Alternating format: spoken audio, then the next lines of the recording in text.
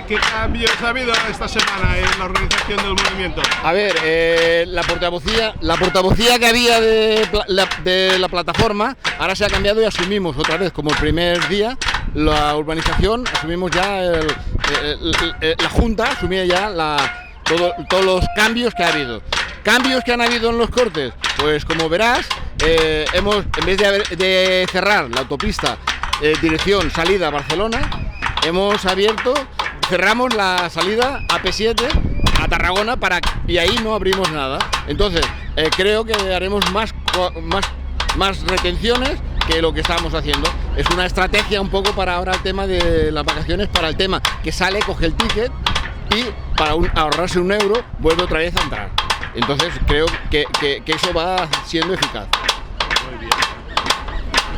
Porque esta gente que entra y sale son los que os colapsan la rotonda y vosotros no podéis ir a Torredembarra. Claro, es que piensa que nosotros somos de aquí de Brisas y entran y salen, y como ya habrás visto, es un seguido de caravana y no podemos ni acceder a coger la redonda. Entonces, si no salieran, pues sería pues un 50 o un 60% de coches menos que entrarían en la redonda. Aparte de camiones y todo, que se tendrían que ir por la A7 o por la P7 por abajo. Y respecto a los cambios en el portavoz, que ahora ya no está el chico que ha estado durante 4 semanas, ha estado dando la cara por vosotros, y ahora ¿quién será el portavoz del movimiento?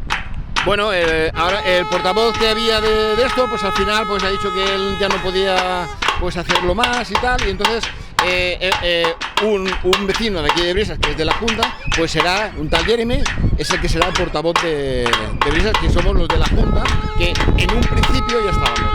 Porque se dijo a ver si atraían más gente de otros de esos, pero como ellos han visto que no traían a nadie de ningún pueblo cercano, pues se han visto un poco, pues ellos mismos han dicho, no hemos hecho lo que habíamos prometido, y entonces se ha retirado un poco.